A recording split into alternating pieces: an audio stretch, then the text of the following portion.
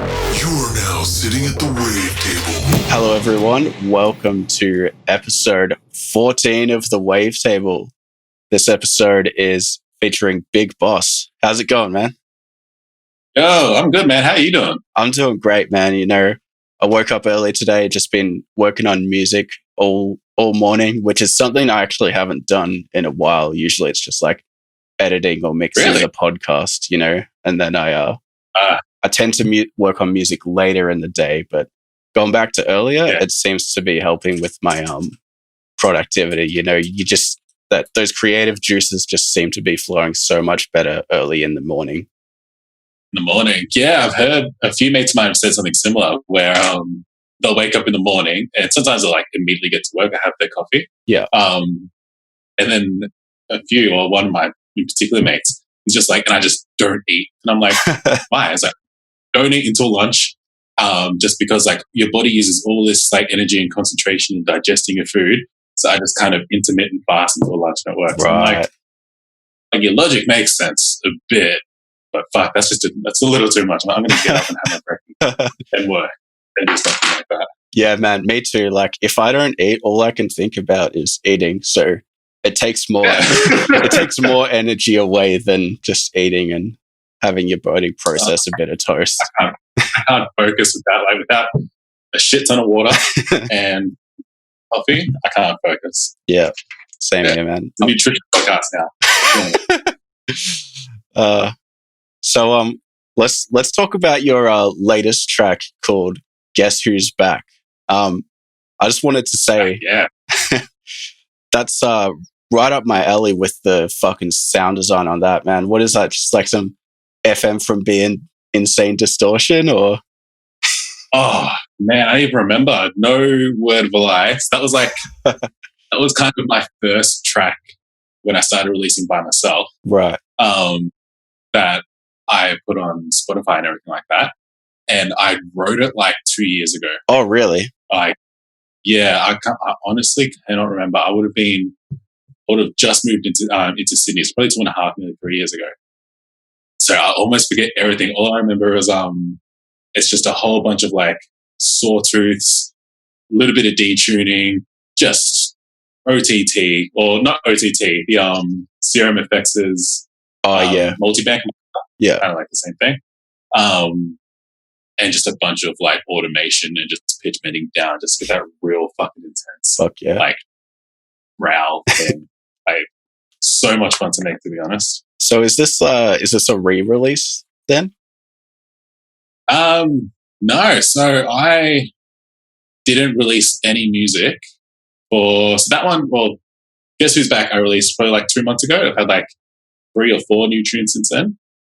Some like remixes and some just like self-releases. This one was just one I had sitting on for like 2.5, 3 years.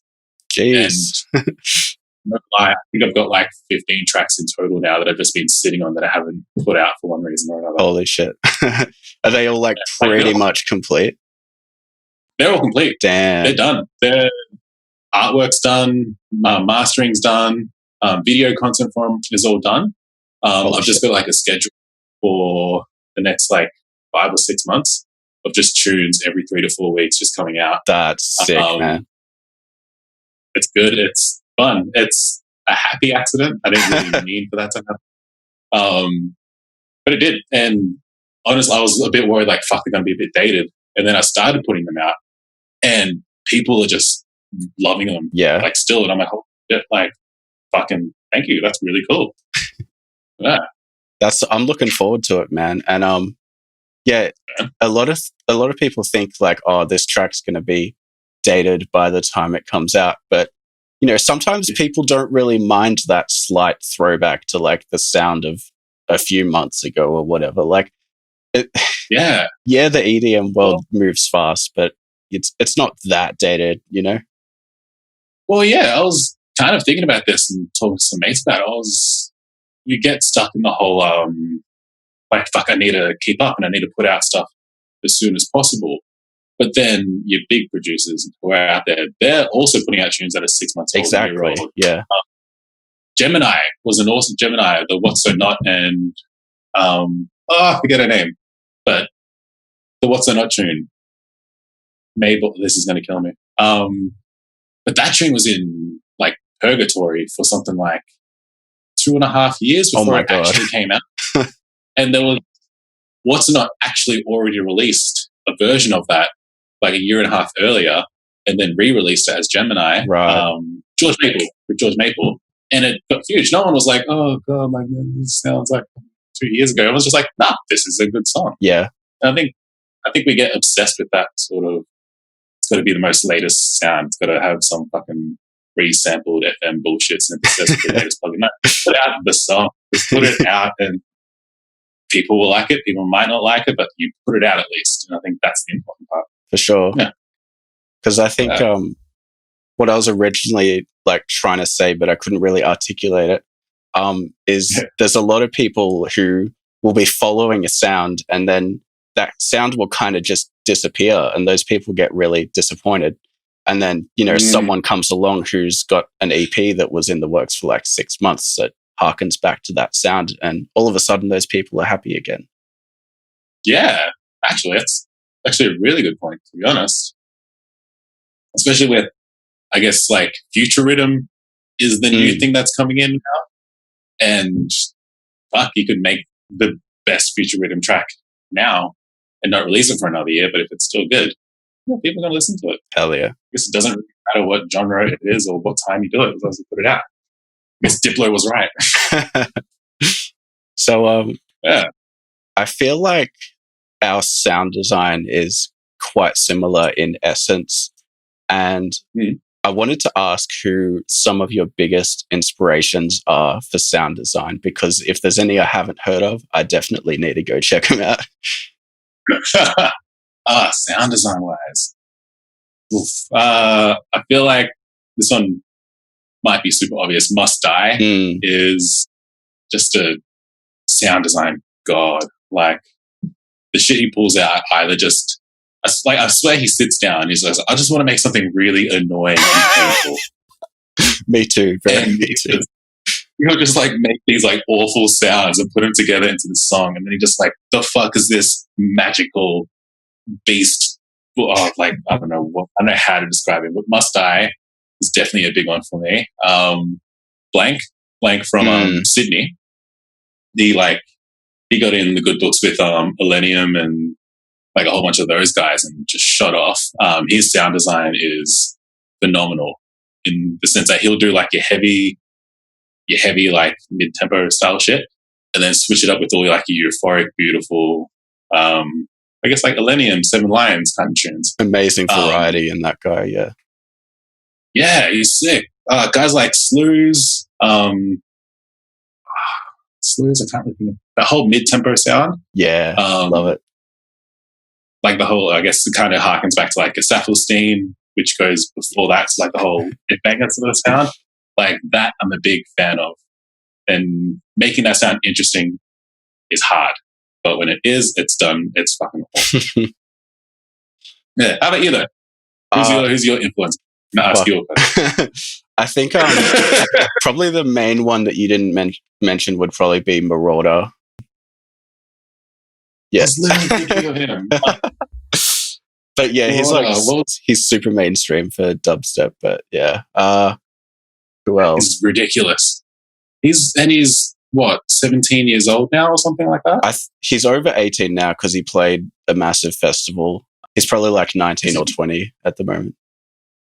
I remember because he's from Sydney. I met him a few times. And just being like, he's like this like nice, genuine, lovely kid. Yeah. He's like super dedicated to studying, has tutoring, does all that sort of shit, but just throws down all these tunes.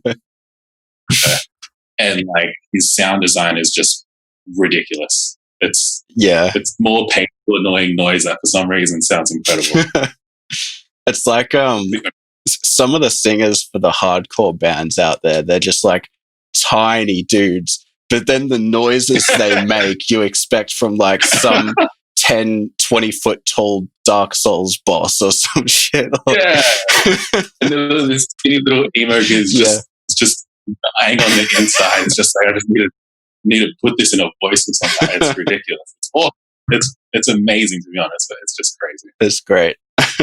So I wanted to say, like, I love how you not only have this brutal sound design in your dubstep tunes, but I was listening through your SoundCloud and there was like some bass house tunes and stuff that also had these like fucking brutal basses. And it's just awesome to kind of hear a bit of experimentation there, that you're not just keeping the bass house stuff completely clean, you know? Yeah, thanks, man. It's, I don't know, I kind of like fucking around with I swear a lot, by the way. Sorry. That's okay. Yeah, I don't know. I'm a big fan of trying out weird stuff. Yeah. Not so much weird stuff, just stuff that you wouldn't change naturally. Like, I guess a good example would be like BPM changes in songs, like Moombahton and EDM or Dutch house or whatever. Like, we basically just made 130 BPM bass house and slowed it down to 108 BPM. Then you got this whole new genre that spawned up with this other stuff. Yeah. I ended up doing that with some tunes, like some tear out tunes that I've made, and then slowing it down to 128 BPM and just changing the drum structure and doing that. And you get some awesome stuff. I think, what's his name? Sudden Death is a good example where a lot of his stuff, not a lot, but some of it doesn't sit at like your 150 BPM dubstep. Yeah. Like, he goes down to like 125, 130 BPM. And it just gives you like extra time to be able to, I don't know, get like a big bass line to really roar through. Yeah. Then you can go up to your normal 4/4, 125. Like his Fisher remix, like he fucking remixed. That's so good. Fisher. Yeah, it was sick.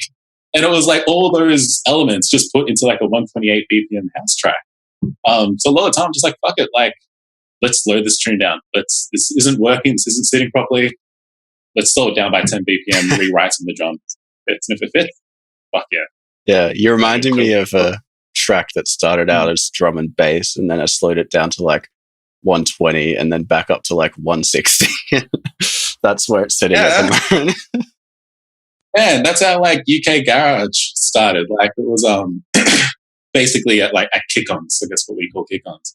That was an old house tune, about like 125 BPM. They ended up speeding it up to like 136 just to like keep people going, keep their energy rushing. And it had that sort of like whoa, whoa, whoa, whoa, whoa. But it sounded real sick because it was sped up, and it had those hi-hats that happen in UK Garage. And then all of a sudden you've got this new genre which led to dubstep, which led to bass house, which led to fucking everything. Like, just do weird shit. Do weird shit when you write music. You could make a new genre, and that would be sick. That would be cool. The evolution of music is crazy, hey, and it seems like it's usually done just completely by accident. I reckon most of like the amazing shit that happens in music was an accident. Yeah, for sure. Like the Prida snare or like gated reverb. People were just like, fuck, we didn't mean that. And then all of a sudden it's in every EDM song. Like, yeah. Accidentally fuck up, and one of your fuck ups might be incredible. What can I tell you? And since we're on the subject of tempo changes, I just had this random thought pop into my head. Do you know Seamless R?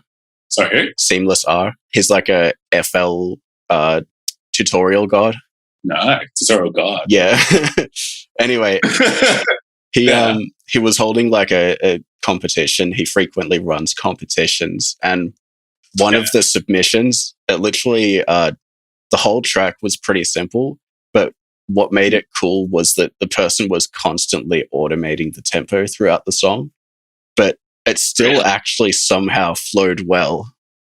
Like, so if to people out there who are thinking of like trying to, do the next thing, like, it might not be DJ friendly, but automating the tempo could be fun. Oh man, like that would fuck me up if I was just mixing that song. And I'm like, why is this? This is not working. Why it wouldn't be possible, would it? I used to. God, this is showing my age. I used to play disco, like new disco sort of shit, 10 years ago. And you'd have tunes that just weren't to a grid or anything like that. Oh. So like when I first started, I was mixing. I was like, why am I just constantly changing shit? And it turns out it just wasn't in time. Oh, Jesus. Doing it with disco and house, it's fine because you're mixing a song every like 5 minutes. Doing it with dubstep or any sort of bass music, you're mixing a song every 45 seconds. It's Yeah. awesome. That would be Not even tough to say the least. yeah, definitely. So you've had a combination of self-releases and label releases, right? Yeah. So I was wondering, what do you think of some of the major pros and cons of each self-releasing and label releasing? Label releasing. Good question. Depends. I had a few signed releases with like Be Rich Records, with God, I've forgotten all the names of them now. With a few decent sized releases, we've got a few more coming out with labels. And the good thing about it is they take a lot of, I guess, the work that comes in, like worrying about artwork, mixing, mastering, promo, and also like distribution, like in-flight things that go out to other DJs to get them to play music. And getting rid of that saves a lot of time and can save you money. Like upping to Spotify can cost you anywhere from like $15 a release to like $50 a release, depending if you get people to, if you get like your distributor to also get your publishing royalties for you, which can be worth it depending on the amount of plays you're getting. And then promo PR on top of that can be anywhere from like $150 to $500. Yeah. Getting a label to take care of that does help you out a lot. The only issue with that is relying on a label entirely to do all of that is where you can get in trouble, because labels are taking care of so many DJs and so many producers that they that's not the right way to say it. There's a chance that they're just not going to give you the care that you want or expect. And you could just fall through the cracks. You might miss out on opportunities. You might end up sitting on a bunch of music that you don't put out for years. If you learn to do all that stuff yourself and self-release, self-promo, and hustle really, really hard on all of it, you can get similar or better results. You've just kind of got to be ready to put in more work, more money, and all of your time. But if you do that, it'll work out well, I think. It seems to be working well so far. But yeah, it's kind of tricky. Like you obviously release music. Yeah. Like yours are all SoundCloud releases and stuff? I've done all self-releases up until my recent EP, which that's been way taken off way more than any of my self-releases. But really? I didn't really put all the work into the self-releases on the marketing side of things. So it's kind of opened my eyes to how big of a deal, the money and time spent in marketing actually makes. Oh yeah, man. Like the amount that I also took this for granted when I was with the label, because I still am. When I was just doing it for myself, I was like, so much of my time is going into just either submitting to blogs or playlisters or just emailing people, trying to like just talk about anything, just to network with, if I want to call it. And then also having connections to push that further. I was like, holy shit, this is taking like a good deal of music writing time. Yeah. Then I was looking at the label and I was like, they're doing it to like 10, 20 people. So there's at a point you can understand why things can fall through the cracks. For sure. Yeah, like it will take up all of your time. Like who did you end up signing with? Who was that? Who was your release with? Dubwobs Promotions. Dubwobs, sounds familiar. You've probably seen them around on Facebook or Insta or something. They're a pretty recent label. I think they started in like the last year or two. Nice. But yeah. It's not bad. I usually only get like without really going hard on promoting shit, I usually get like under 100 plays, but the whole EP, like every song is like 700 plus. So I'm pretty happy with it. Yeah, man. That's the thing. A lot of it is, a mate of mine explained it to me, is a lot of, I guess, like the worth of a release or worth of an artist, sounds a bit rude, comes from their audience. Yeah. How many people they can get their shit out to. And that I feel like works vice versa. If you are going to sign something to a label, they've got to be able to show their worth to you with an audience, not just mixing, mastering, promotion, all that sort of stuff. Because if they do all of that, they fucking give you the best cover art and the best mastering and it all looks good, but 200 people hear it, like, fuck, what's the point then? Yeah.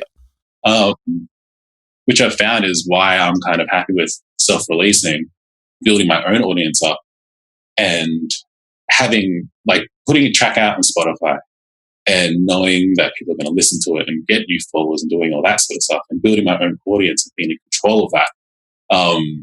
That I've found over the last 7 months has been really good, has been like the best learning experience I could ask for.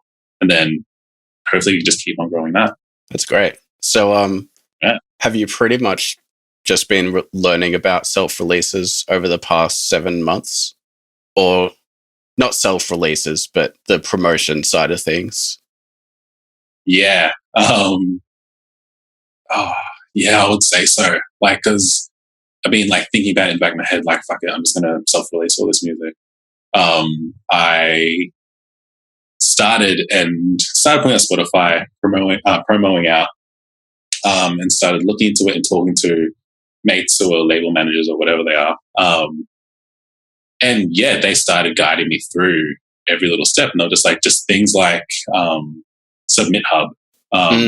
Yeah. It's a good website for just having a song and, getting it out to people, getting out to labels, blogs, playlists.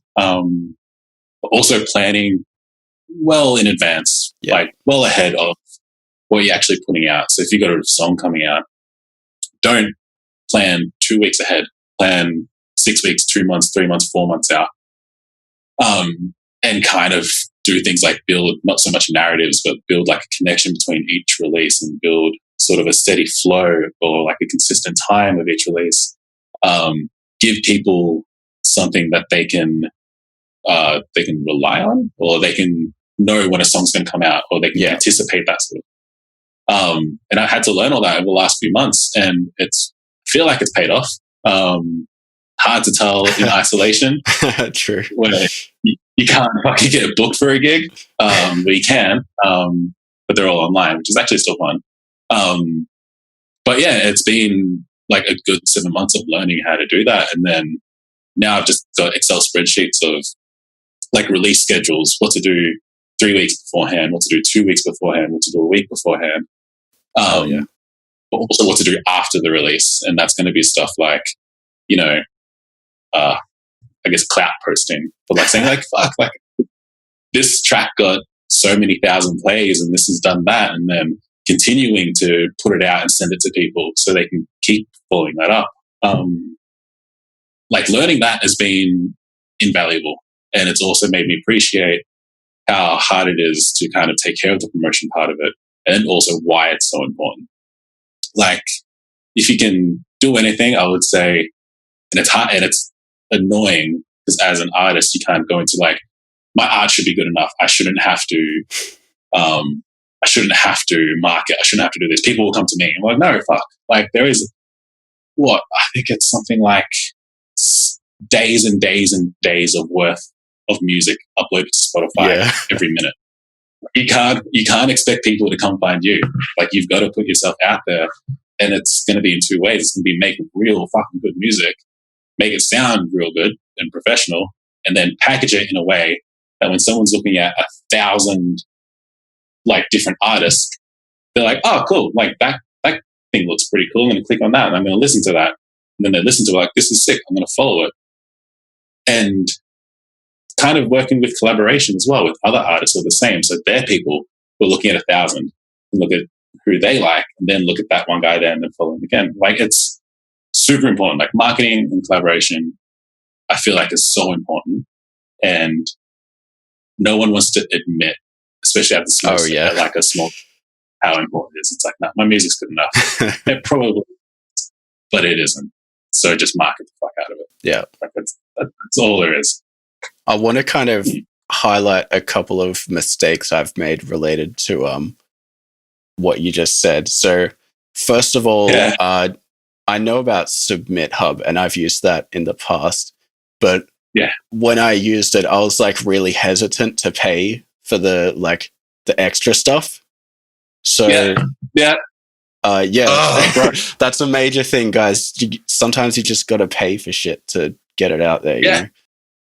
Oh man, like I, if I could tell myself anything different, being younger, from when I was younger, is just be okay with paying for shit.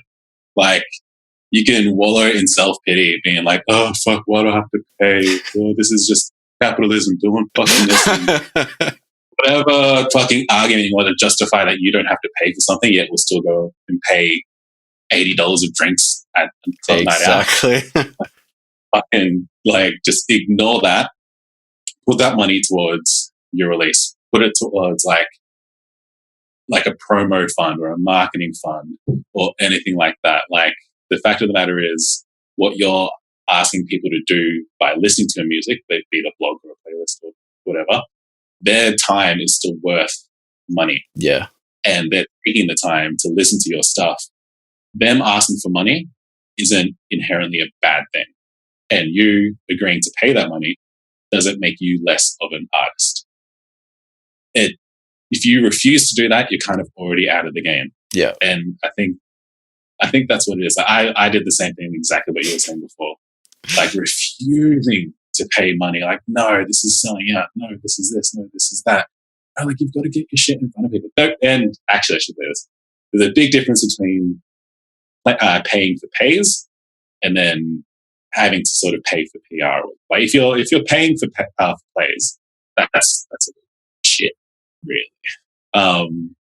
But if you're paying for someone to listen to something to then put it up, that's fine. Yeah. But if you also, then there's that weird line if you're paying a playlister who's just going to put your playlist up anywhere and they're not even going to listen to your music, they'll just put it there. Like, that's kind of weird. That's awesome.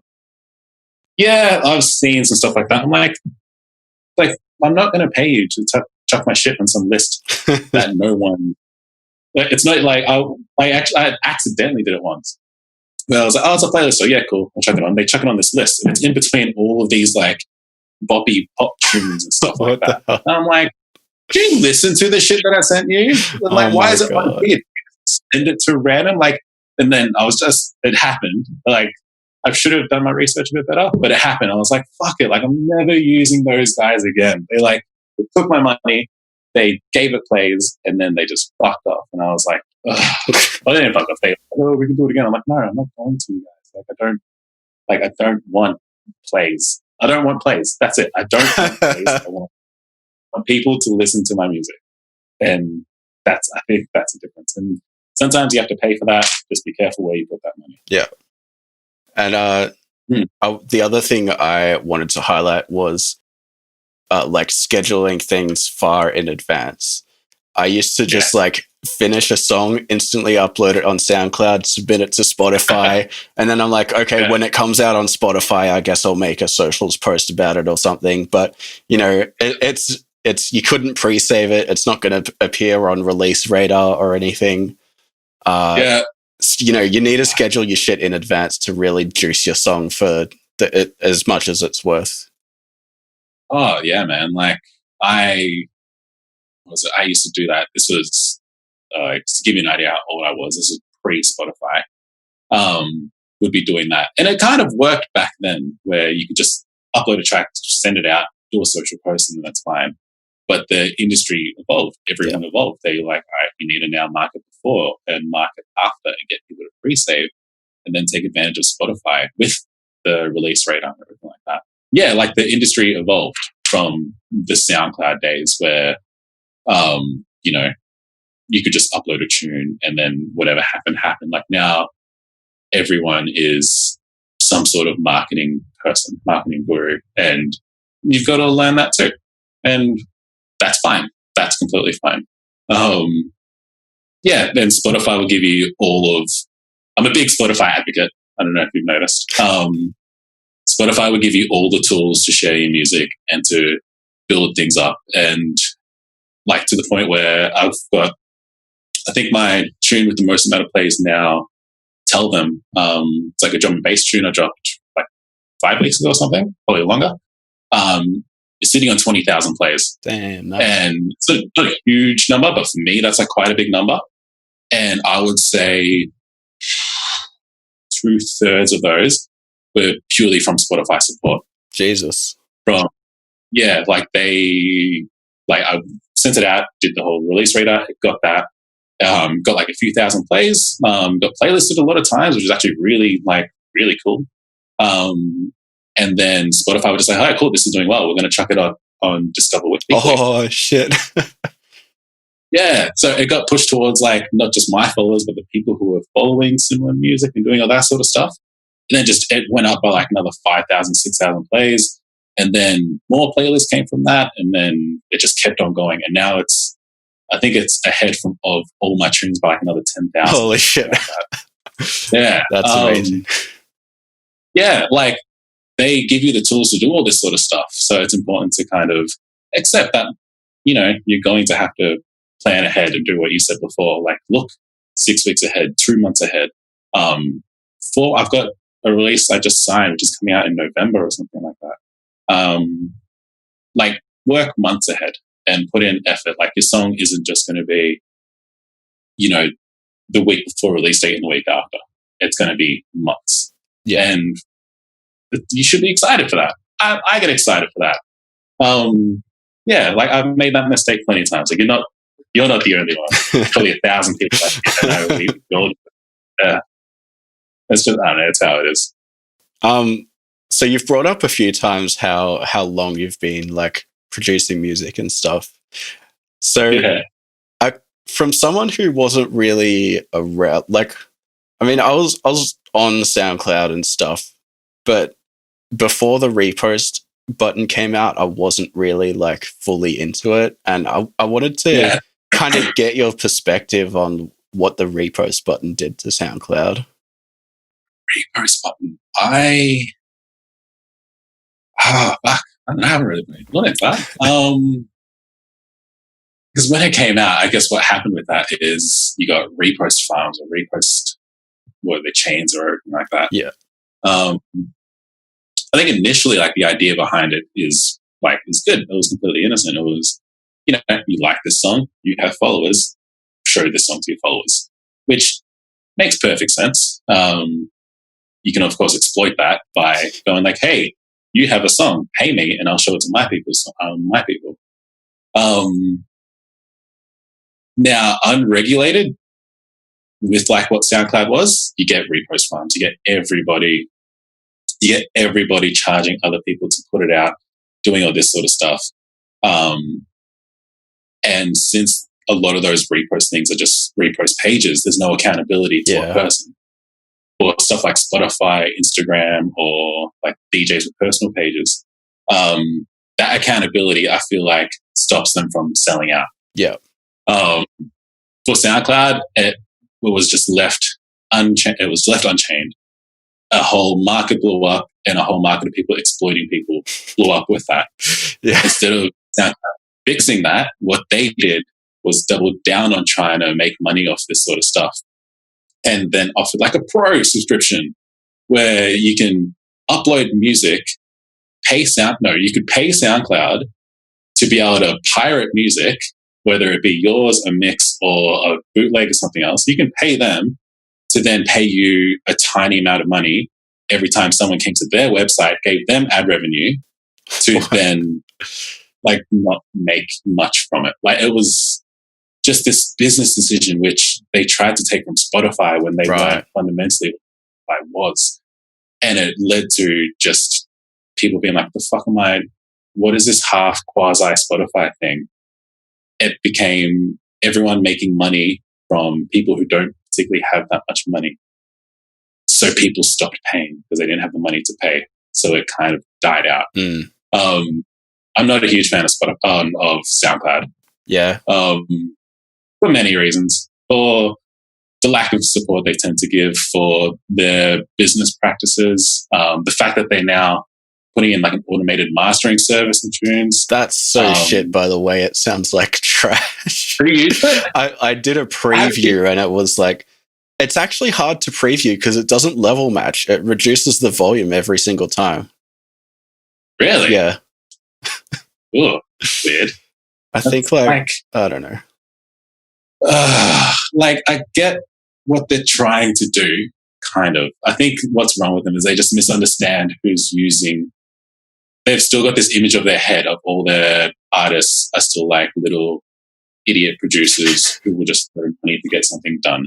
Yeah. Which isn't wrong, but it's not providing any services that A, they can't learn to do themselves better, and B, gives them a product that's worth the money in general. Like, I could almost predict that you were just going to say that the mastering was shit. And it was it? I assume, like, yeah. Like, what did it sound like? What happened to it? Dude, honestly, like, well, first of all, it reduced the volume. So, yeah, it's hard to tell if it actually compared loudness-wise. Like, yeah. I don't know if that's a preview reduction. Yeah. It got, like, 12 dB quieter or something. I don't know. Really? Yeah. And then it just sounded completely flat. Like there was no hype or excitement to the track at all. That's the thing. And it kind of pushes this, like, no, narrative's the right word. It pushes a bit of the whole, like, they don't respect their audience or they don't respect the people. They just say, like, mastering. Here's like, we'll master your track for you. Fine, yeah, this is all good. You'll sound professional. No, half of a good sounding track, half, 3/4, probably more, is in the mix down of it. If you master a turd of a track, it's going to sound like a mastered turd. Like, it's not going to all of a sudden sound incredible. Yeah. And I think they just assume that their audience isn't going to know that. And it kind of shows to this not disrespect. I'm getting dramatic here. It shows kind of what they think of, what I feel they think of their audience, which isn't great. And I don't know, I just don't like them. Like, and it could be because I have no audience on SoundCloud. I should put that out there. I have a much bigger audience on Spotify, but I'm not for them at this point. Just putting that out there. I really wish Spotify had like a socials feed. That would be like the nail in the coffin, in my opinion, for SoundCloud. Social feed? What do you mean? Like, how good would it be if you could pretty much just like repost on Spotify, but like you were saying, Spotify actually has accountability rather than nameless accounts. That's true.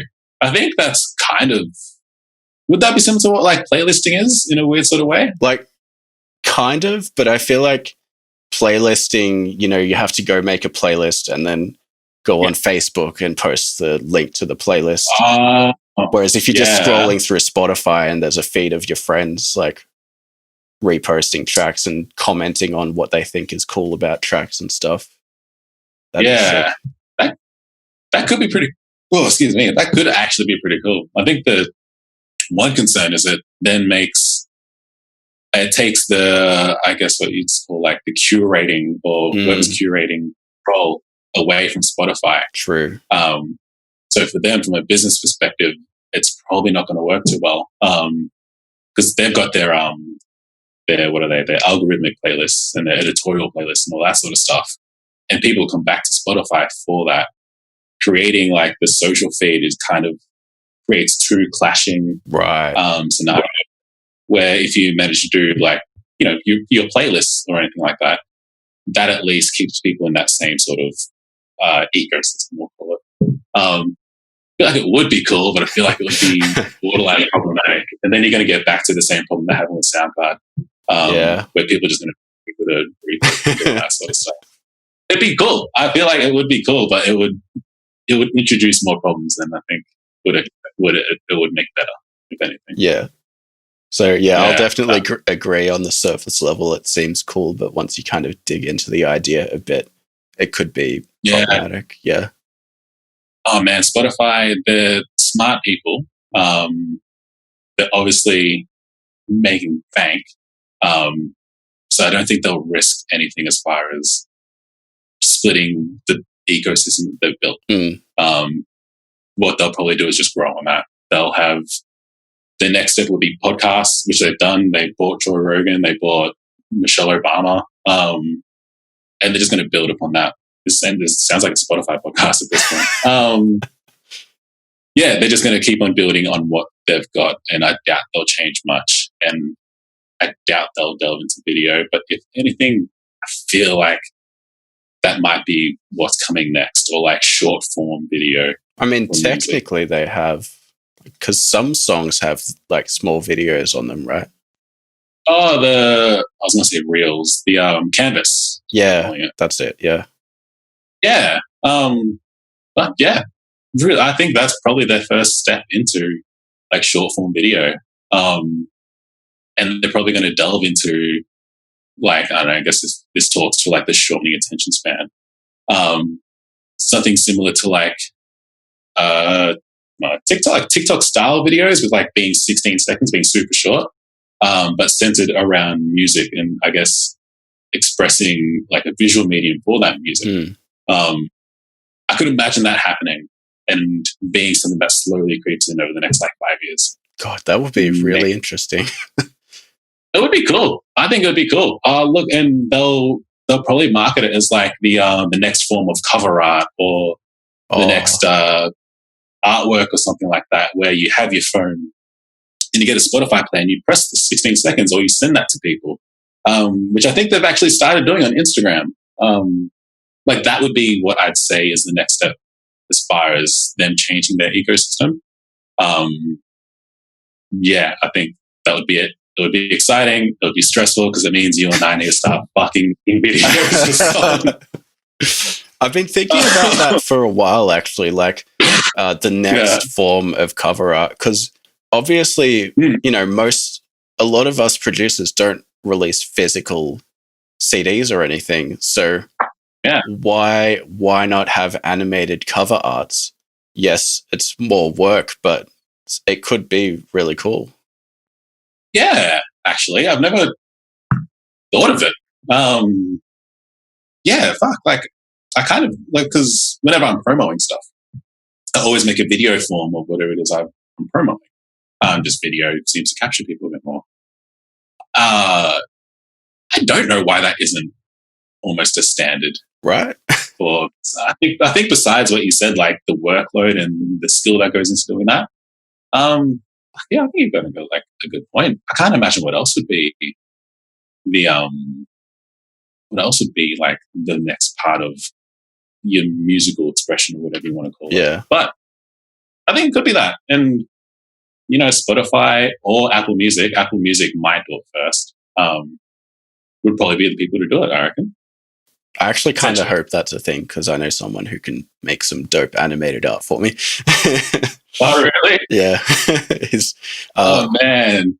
I went to uni with a guy called Elijah. He's done a couple of cover arts for me now, and he's an animator as well. So, yeah. Oh, really?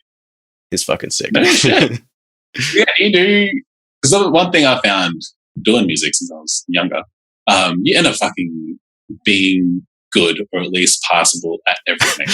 Where it's like marketing part of it, cover art, Photoshop, Premiere. I've ended up learning. When you see DJ like guys like Made by Suki or Nick Keys and all those dudes who are basically like CG artists at this point. Yeah. Like they produce, they release, they go out, they DJ, they tour. Excision, I guess, is another example. Oh, he's insane. He's insane, but his visuals are insane too, and he does that too. Like G Jones, I think, does a bit of it. Like you kind of have to be, you don't have to be, but you end up being proficient at so many things. Like, so you produce and everything like that. Yeah. And obviously, I used to do like a lot of cover art, and then my girlfriend started doing it for me, but then also that's awesome. Are you kidding me? That's so good. But then like recently, I was just drawing one day, just randomly. Like I'm not actually good at drawing or anything, but I had an idea for cover art, so I sent it to Elijah, who he's great at drawing. So I just paid him to make some cover art for me. Nice.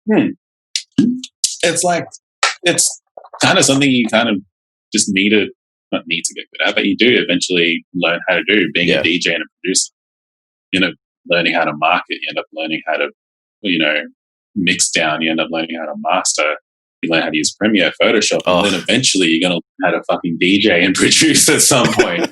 Like, that happens eventually, apparently, but for the most part, I think that's what can get like disheartening for some new artists coming in. They come in and be like, I'm just going to come in, I've got some additive synthesis, I'm going to make some really emotive shit, and then I'm going to get big.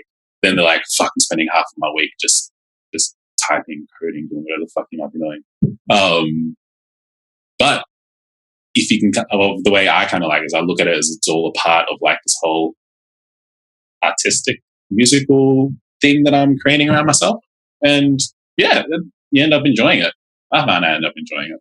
When I finally figured out how to make a decent looking visualizer that didn't look like a free visualizer.org one or whatever, I was over the moon. Man, I still don't know how. Like, if you can show me how, like, I'd probably consider just trying it out and just chucking that on art. I mean, like, was that through Premiere or? Yeah, well, it's both. Like, you start the thing in Premiere, you make a clip in Premiere, and then you send it to After Effects, do a few things, and send it back. Oh, really? Yeah, it's actually pretty easy. It's only like 10 steps or something.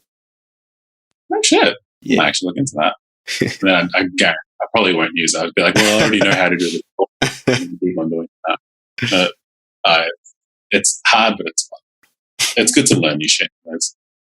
So I wanted to talk about like the online sets you've been playing recently.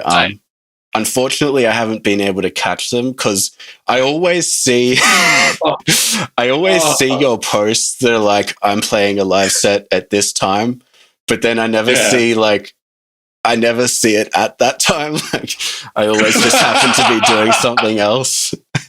I know. And that's something I've been trying to work out how to do, how to promote without being playing.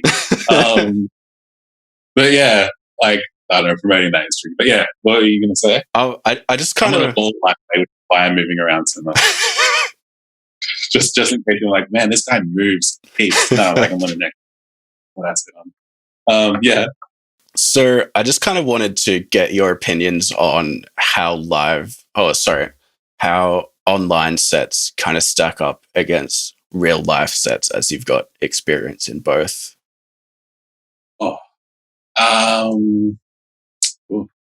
They're both completely different, but in some contexts kind of give the same sort of, for lack of a better word, gratification. Right.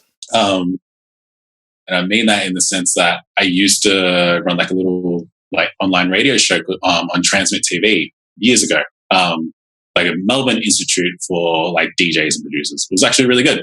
Played every Friday, and like, get a decent viewership, but nothing too enormous. And chat would occasionally talk. It was all right. It was worked really well as a promotional sort of thing to get my name out more. And the show went for like 2 years, I think. Nice. Longer. Ended up having like a few guest DJs on, all that sort of stuff. It was really good. But it never felt the same as doing a gig. Yeah. It wasn't the same as doing a gig. You don't kind of get that interaction, the to and fro with the crowd. You don't meet people. You don't do all that sort of stuff. The shows that I do now on Mixcloud are very different, where I'm still DJing, but there's a lot more interaction.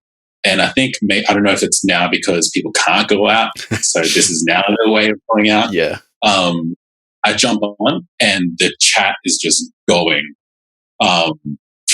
like the entire time. Some of it's friends of mine, some of it's random people. People come like, "Oh, hi from Norway." I'm like, "Yo, Norway! Like, what the fuck are you doing?" And that kind of gives a lot of that sort of like, it's a bit more like a gig, and I'm playing music, and even though it's not what I usually play on the Mondays, that definitely has a bit more of that sort of real gig feeling. Most interesting one though, I played Project Eden Festival. I streamed on the Project Eden Festival 2 days ago. I say up in LA, but like around. It's fucking. But in that, there was that sort of same thing where like people were watching, everything was going off, everyone's chatting in the group, and then in the same way after like we finished our set, we would jump off to Instagram, and I'd be chatting to the guys who were playing before me or playing after me, and you do this networking thing. It was like I was just like, what the fuck? This feels like a gig. Like I finished my set, which I sent through in a video, and then it stopped, and it's like, oh, I need a cigarette. Like that's the same feeling like a gig. Like besides obviously like the physicalness of being in a club and doing that sort of stuff, there are opportunities and the same opportunities to network and to talk to people and to meet new people, and to get that sort of gig feeling. So yeah, like in a lot of ways, it's very similar. It's very much the closest thing we'll have to getting a gig. But also at the same time, depending on what you're doing, where you're playing, the type of show, it can be just sort of like a radio show, which you couldn't compare a radio show to a gig. But with how live streaming is now, I think the live streams are a lot more comparable. Yeah. And I think at this point, super important for DJs. Totally. Yeah, like I would say just keep on DJing, keep on keeping your name out there if it's doing mixes. Doing that, I think, is just something that's super important. And live streams are a way of doing it. Like, you DJ, right? Not really, not yet. It's right. You just produced it. Pretty much, yeah. I never really got out much. Sorry, what was that? I said I've heard about people like you. Juices that don't DJ. Yeah, no, never got into it. No, never had friends that were into it or anything. Well, you don't need friends. You don't need that. Yeah, like there's definitely room for it. And I think streaming, people are going to be like, oh, once COVID's over, there's going to be less streaming. Nah, I think it's going to stay there. People are going to keep on streaming, and people are going to keep on going out. What they're going to find is the stream, like, let's use ecosystem again, is going to change, where it's going to be different than what the normal sets to get a new crowd, or something that's similar to what they normally play. And then they'll have they'll use it as a way for promotion and as a way to have gigs. Yeah. And then people will start sharing streams with other people. Hey, I'll have you on my stream. You have me on your stream. I think that's what's going to end up happening after COVID. All right. Yeah. 100% think it's going to happen. It seems like it's actually going to be like a really good long-term effect for the music industry. Yeah. Oh, man, like going out and no longer being a thing is going to change everything, because bars have had to, clubs have had to like realign how they're going to do things or how they're making money while they're down. The government's not fucking helping them, anything like that. And then obviously because bars and clubs are closed, DJs who are making the money of touring and all that are just like, fuck, we need to figure out a way. So a lot of them will now start, or already have been, mixing and mastering for other people, doing online courses for young DJs that are trying to get bigger and get better. I think it's going to push a lot of people to do that, and that's not going to stop once clubs reopen. Yeah. It's changed everything for a long time, I reckon. And I think it kind of makes people realize that the party doesn't have to stop once they go home. Like, I feel like a lot of people weren't like really into the whole streaming side of things, at least not from musicians. Like, obviously people stream Netflix and stuff, but maybe some people now are like, oh, maybe I won't watch Netflix tonight. Maybe I'll, watch someone stream on Twitch or Mixcloud or whatever. Yeah, I think that's definitely a thing. I think with people now streaming, I guess, in a more professional manner, what we call it, or like in a way that interacts with people and keeps people interested, it's going to be slow and it won't happen straight away. But you're going to find people like, hey, fuck it, like my mate's streaming and it's just fun, good times. Yeah. I might just do that. I had someone who watches my stream literally send in a picture of him talking to a Tinder date or a Hinge date. And they were just like, hey, let's watch this stream that's happening. Like, this is my stream. Why are you watching this when you're talking to like a... And they were That's just amazing. chatting about that. I was like, this is some weird bullshit. I don't know why I was happy with that. I was like, fuck it, yeah, more feelings. Yeah, and now, like, I stream and people will send in, like, yo, this is my Monday night now. I'm like, that's amazing. Like, I would never have expected anyone to do that. But eventually, yeah, that's going to be a thing. And for people who are into music, that's going to be a thing. The same way for people who are into video games, now watch Ninja and Shroud. Shroud. That's it. That's literally the one I was thinking of. I was like, there's another one that went to Mixer and then went off Mixer and that closed down. Yeah, they watch Ninja, they watch Shroud, and then they also watch all these small streamers. And there's people who watch Dungeons and Dragons be played. I say that pretending I'm not one of those people. And it's going to be a thing. People will start making content for people to watch in long form, in an hour stream. And yeah, that's just going to continue. It's going to keep on continuing. And it's going to be awesome. Oh yeah, I'm ready for it.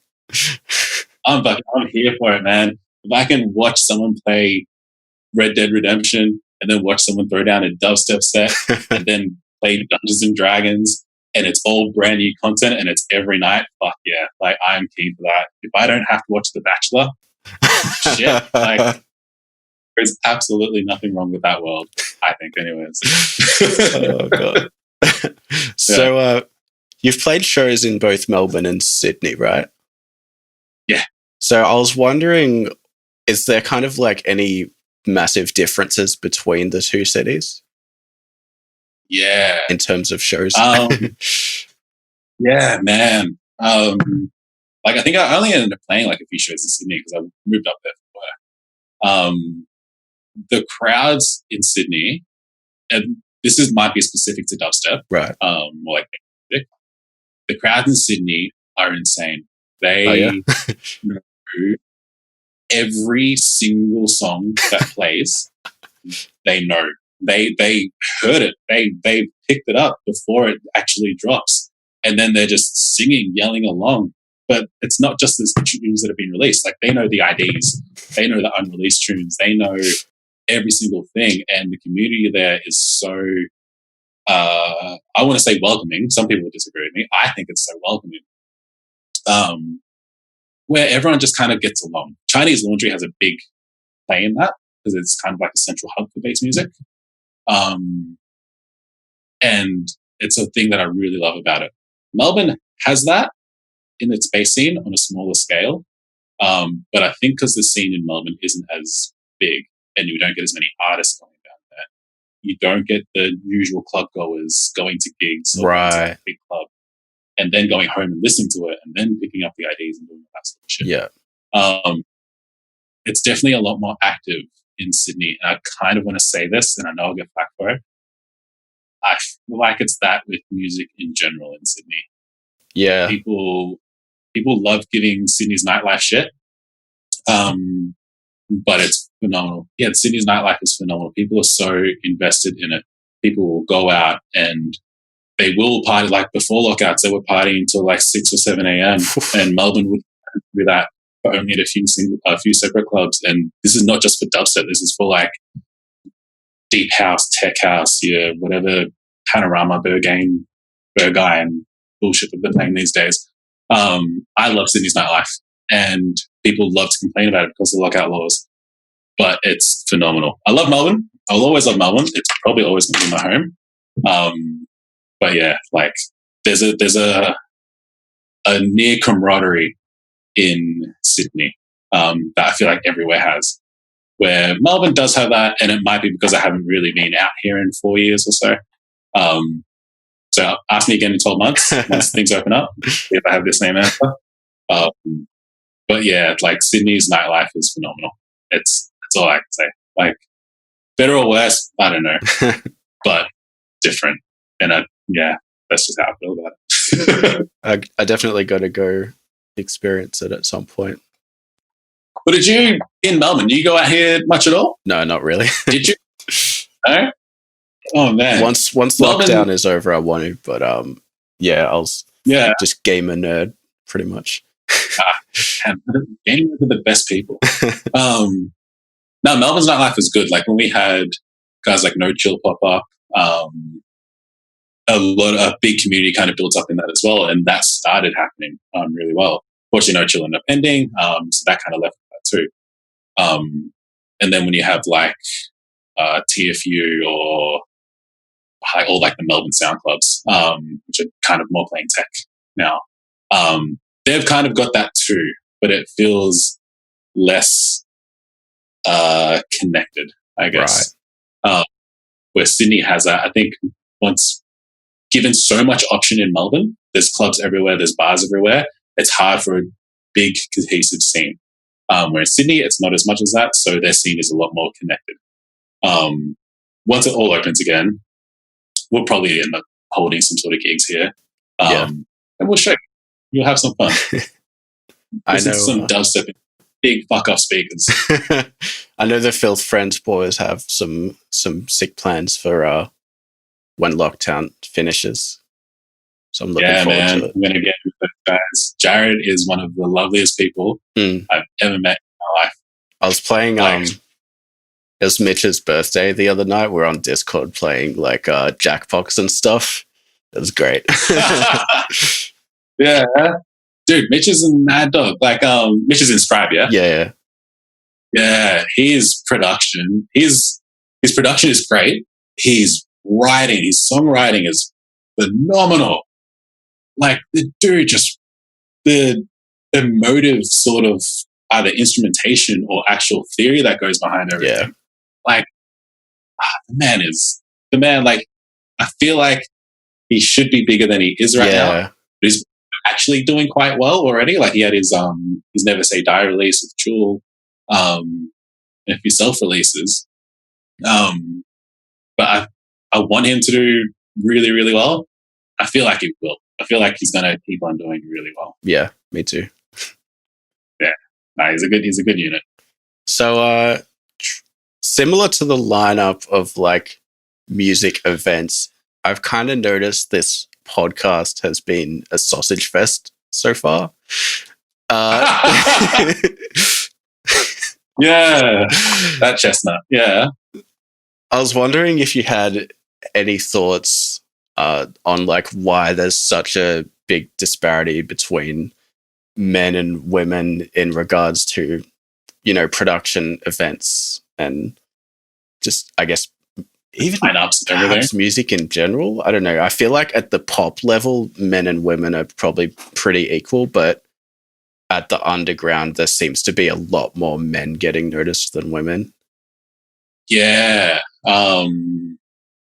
It's an interesting question because I guess for Rabbit's Eat Lettuce Festival that just happened, or that just got announced for the future, there's a bit of like an outroar for that because out of the entire lineup, I think they worked it out, there was like 7% women actually playing.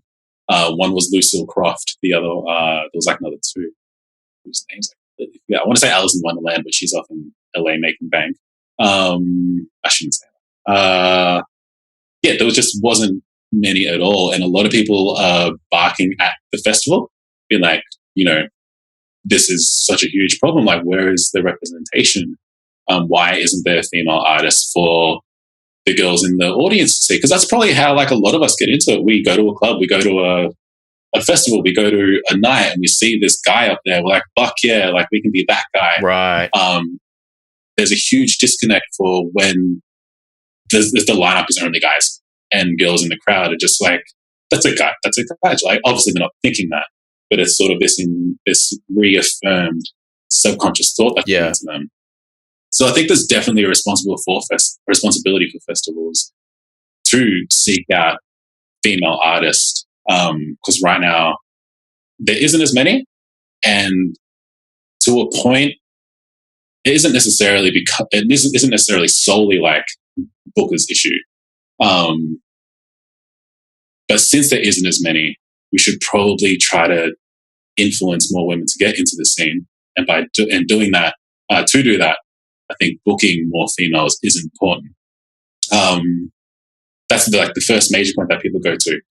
I personally, and I could be wrong, feel like that is the issue. That is an issue, but there's a big fundamental issue with what happens in the general club scene, as far as the underground goes, where the bass scene is kind of all right with it. We're a little bit, I don't know, I think naturally we're a bit more progressive, where sort of women are, they're welcomed in. But I think there's a lot of issues in the club scene, in the smaller scene, with the promoters, as in like people promoting clubs, not the bookers, where women are so often seen, if they're at a club or getting ready to DJ, they're almost immediately the DJ's girlfriend, or, oh, like, who are you dating? Or why are you here? What anything like that. And so many of my friends get that, to the point that they just can't be fucked trying anymore, because they go out and they're like, oh, she's just some guy's girlfriend, or she's just some tucky behind the decks trying to get free drinks, and they get dismissed. And it sounds like a small thing that happened once, but when it's week after week after week, it would get really tiring, and it does get really tiring for these girls. And I think that's something we need to fix on like a scene level. Yeah. Where instead of just assuming that they're someone's girlfriend, or even just kind of like not taking them seriously, that just needs to stop. Yeah. Because even if they are some DJ's girlfriend, like, don't fuck around with them because of that. And realistically, they're just another DJ, or they're just another producer trying to make it, but they keep on getting all of this shit thrown at them. And not to mention, I'm not going to name any names. This is just stuff friends have told me. Like, some of the shit these girls have to deal with, as far as like, oh, she's just a hot skirt behind the fucking turntables. And I'm like, well, no, you don't know that. Like, she's just getting booked for her looks. Like, no, she's getting booked because she learned how to market, because she DJs 4 times a week and she keeps on knuckling down. Like, at a scene level, I think is a much bigger issue, where we need to be able to like make an environment that's comfortable for all these women to be able to build up, to get bigger. So there's more producers and there's more artists and DJs who can then grow to be on the festival lineups. Like, it's basically a two direction problem. From the top, they're not getting the what's the word? They don't have anybody to relate to reach for. Yeah. Bottom, the ones that are there, they're getting pushed down straight away. Yeah. So of course there's less artists for them to be able to work with. Like, stop. Not you. I'm just. I know. Like, stop putting women down when they're at that point, because then they're not going to grow up, and then they're not going to get up here and influence more people here to aim for up here. Like, as a scene, everyone else needs to just kind of embrace and welcome it. And I would, without hesitation, say we've done such a poor job at that we now have to try to overcompensate and actively welcome in women, people of color, and just anyone that isn't the stereotypical, like, cis white heteronormative guy. Yeah. I think society as a whole has done such a terrible job at that, not just music. Yeah. But yeah, absolutely. Like, people just need to do better, and yeah, that was a bit of a rant. It's a thing that I have so many, like, most of my friends are girls, and obviously working in the industry, just see shit like that happen all the time, and it can be frustrating after a while. And I think we just have to do better. We have to do better from the top. Bookers need to do better, but responsibility also has to be put down on this individual scene level, where we just welcome people in and don't be dicks about it. Just don't be a dick. Yeah. Like, literally, that's I think all you can say to most guys in the scene. Don't just be nice. Someone gets booked, try harder, maybe. Like, that's all. Like, don't bitch about it. Try harder and get your ass booked. Don't worry about other people. Yeah. Yeah. And if you see your mates being shit, just tell them, hey, that was a bit shit. Like, yeah. Yeah. Call out your mates. Like, I've undoubtedly said like dumb shit to people or just rude shit. And I make sure I've got like a circle of people around me that will call me out and be like, yo, you're being a dick. And I'd be like, holy shit, like that was like me being a dick. There's nothing wrong with being called out. You acknowledge it and you improve. And that's all you can do. It's all we can expect from people. Hashtag do better. Hashtag do better. Hashtag don't be a dick. Just be nice to people. That's all you got to do. That's one losh. Fuck, I can't talk. That is one long hashtag. It's gonna work. You can get it trending. I swear. Oh shit. Okay. Yeah. So I wanted to wrap this up with possibly the hardest question and possibly the easiest question, depending on where you're at. We hit some topics. We hit like feminism, we hit like marketing, Spotify. Like this has been great. Seeing like the pandemic, and this is going to be the hardest question. Maybe it might be the hardest, might be the easiest. It really depends on you. So, if you could go back in time and tell yourself one thing as a producer, one piece of advice, what would it be? Just oh god, no, this is a hard question. There's so many things. We kind of touched on it before, which I think it lends itself to like a whole lesson, I guess. Just do the thing and don't look for excuses or reasons to back up why you shouldn't do that thing. Because you're always going to have a little niggling voice in the back of your head. You can call it resistance, you can call it like your inner saboteur, you can call it whatever you want. There's always going to be something in your head that's giving you a reason to not do it. Still do it. Still take that risk, whether that's spending $50 on marketing, spending $200 getting something professionally mastered, whether it's going up to somebody like a promoter that you know. And this is something I've learned recently, which I wish I learned ages ago, and going to them and being like, hey, look, I'm trying to get this done. I'm trying to work on music and getting more gigs. I want to know how. Like, how can I get involved? How can I do this? Rock up to shows. Always do the thing and ignore that little voice in the back of your head that's driving you to look for reasons to not do it. Yeah. Because you'll get stuck. You'll make your art, but you will never do anything with it. And that's one thing I wish I was told when I was younger. And it's a lot easier said than done. Yeah. But always just make sure you do it, because I think the issue with being artists is you get so much bad feedback, for lack of a better word, or rejection, that you end up having this like deep-seated self-worth problem. I guess realistically, like the lesson from all of it is like you can do two things. One thing which I think is good is disconnect your self-worth from your art and know that you're going to get rejected. You're going to get people who don't like it, but you're going to get people that love it.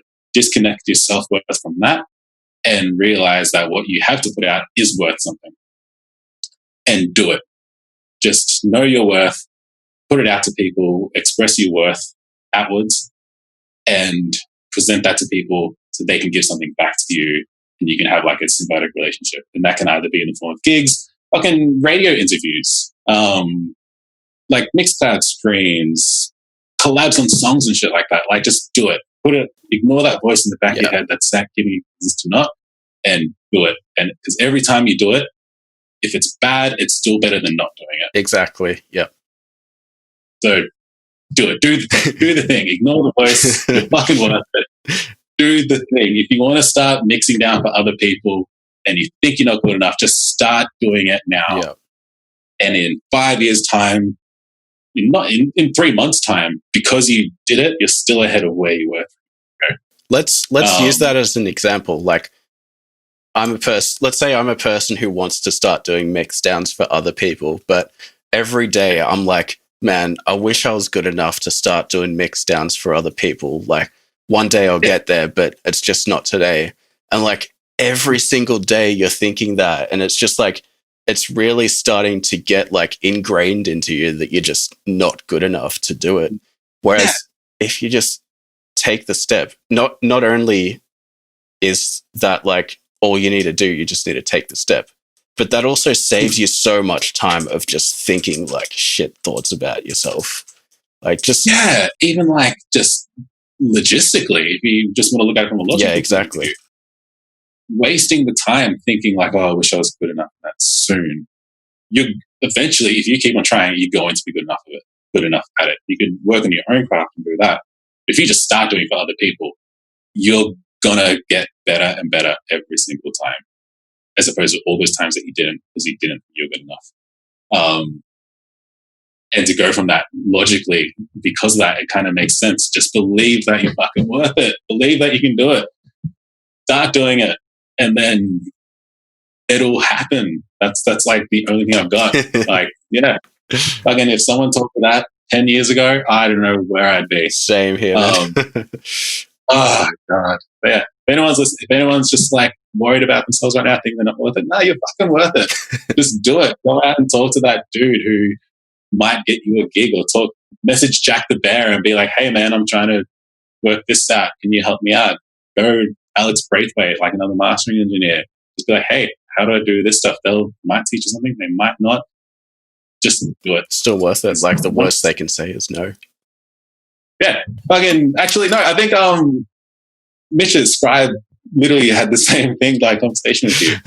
The worst they can say is no. Yeah. And if they say no, even at that point, you're a little bit ahead of where you were when they said nothing. Because that allows you to move on. Yeah. Yeah, allows you to move on. You've moved forward. Just, yeah, do it. That's all I've got. That's all I've got.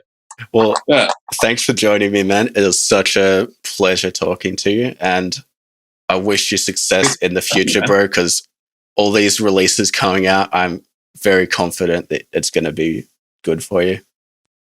Thank you, bro. Man, thanks for having me, man. Like, big up on knuckling down and starting a podcast and getting all that and doing your art and plugging it through. Like, it's good. It's thanks, really bro. fucking good. I really appreciate it. Yourself. All good, man. All right. Thanks, everyone, for joining me and Big Boss on episode 14 of the Wavetable. Don't forget, sorry? 14? Yeah, it's crazy. Dude, it's been over 3 months since this lockdown shit. That's good, man. Yeah. But yeah, don't forget there's a Facebook group called The Wavetable where you can just stay up to date on all the latest episodes, talk about production and all that good shit. And as always, there'll be a link in the description to go listen to Big Boss's music. Peace. It's the complete opposite to what you see here. This is like this happy, jolly, like slightly camp and believe in yourself sort of thing. You listen to my music and it's just, what happened to him? Like, why is he so upset? It's like, almost to the level of Marauder and how brutal his music is. The loveliest thing anyone's ever said to me. It's like, your music sounds really upsetting. It's like, that's so nice. It's a nice.